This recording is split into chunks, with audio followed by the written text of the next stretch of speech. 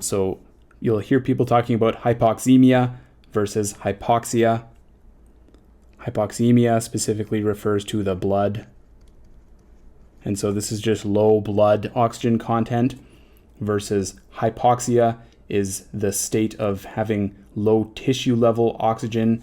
And so here you'll have evidence of this low oxygen state. So for example, a high lactate, which suggests that you have anaerobic metabolism happening in absence of oxygen. Hypoxemia would just be looking at your SpO2 or your oxygen saturation. If it's less than 90%, you can say that you're hypoxemic, and that will be associated with a PaO2 of less than 60 millimeters of mercury. These happen at the same level. So a PaO2 of 60 is typically associated with a SAT of 90%. And you should try to remember this. Let's just quickly go over this oxygen-hemoglobin dissociation curve, which shows you what saturation percent for your hemoglobin you can expect to see with any given PaO2. So we just said that a PaO2 of 60 typically corresponds to a saturation of 90%.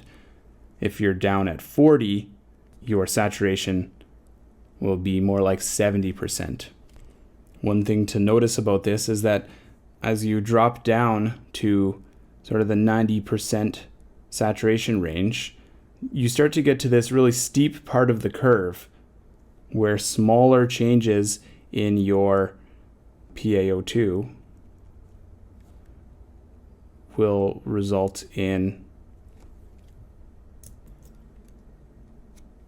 One thing to notice about this is that when you get to this sort of 90% range, you start to get to a steep part of this curve where smaller changes in your oxygen tension will lower your saturation. So you may start to see people's SATs drop quite quickly as they start to drop below 90% and are not getting additional oxygen. We should talk about right and left shifting of this hemoglobin dissociation curve. So this would be a right shift, and then the opposite would be to the left. These shifts change the hemoglobin's affinity for the oxygen. When you're right shifted, that means that your hemoglobin will release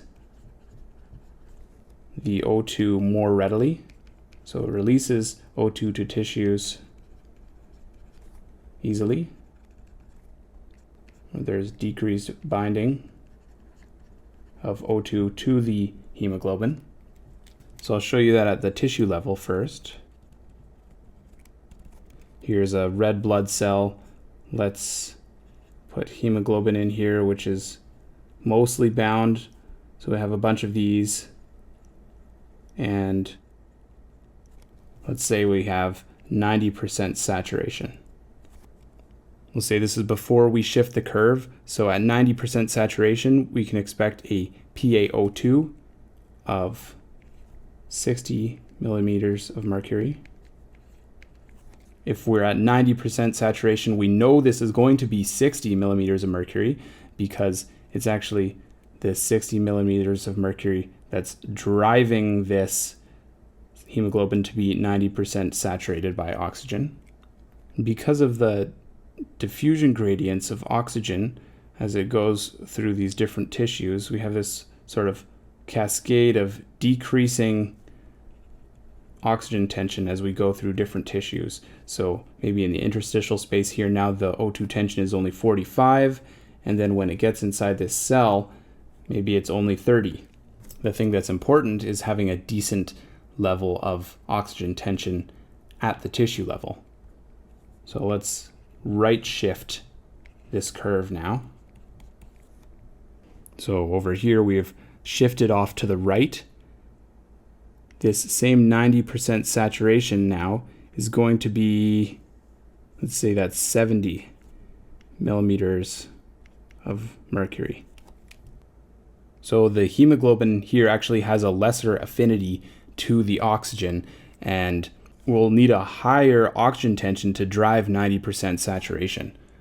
But anyways, if we have a red blood cell that's 90% saturated at the tissue level, we know that the arterial O2 concentration is going to be 70 millimeters of mercury, which is higher than before we right shifted for this same given 90% saturation of our hemoglobin.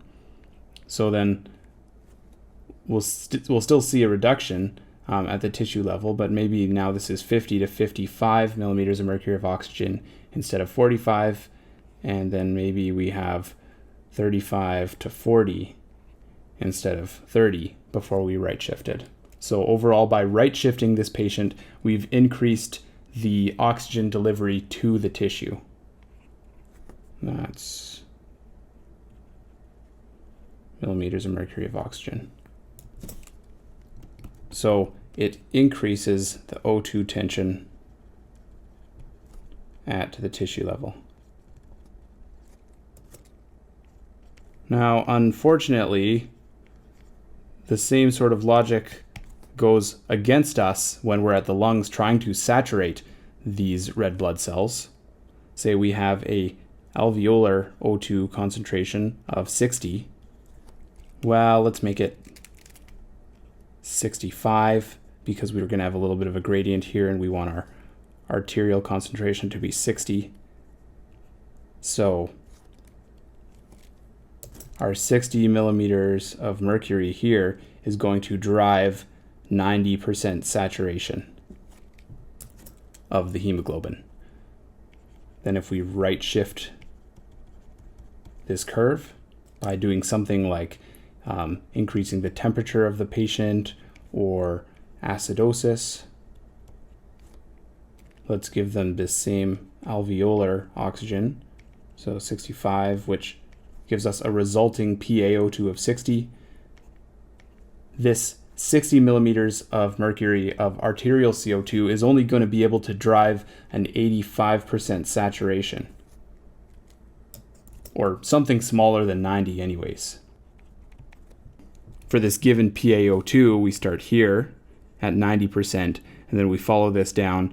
We would find that this is the best PO2 saturation that we would get with tension of 60 millimeters of mercury when we're right shifted. So it'll be less. Anyways, this is a really easy problem to fix at the lungs. I just realized that this would be about the same as giving 9% oxygen, which you would never do. So if you give some reasonable amount of oxygen to the patient's lungs, then you're going to saturate this to 100%. And then at the tissue side of things, you still have the added benefit of relatively higher partial pressures of oxygen.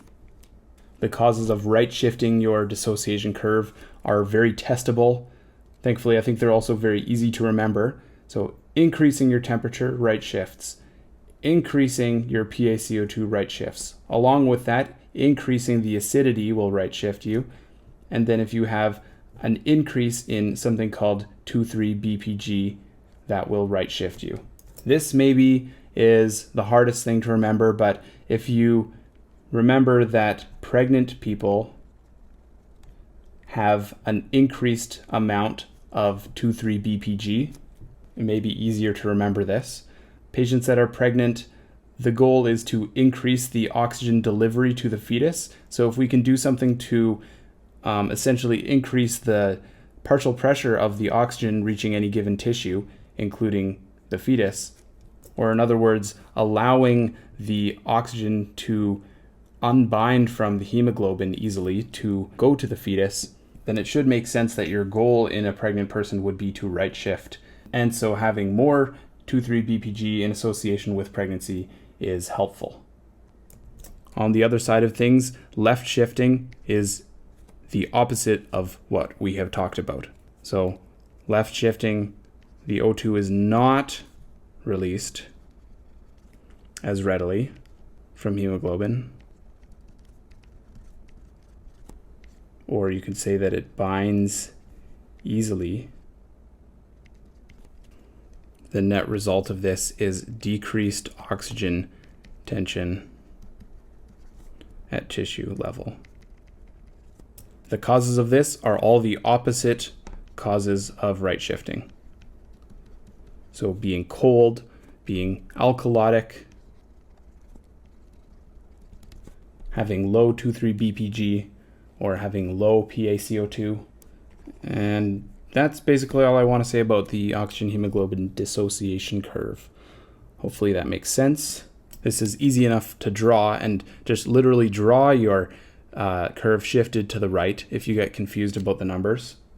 If nothing else, just remember that right shifting increases the available oxygen at the tissue level.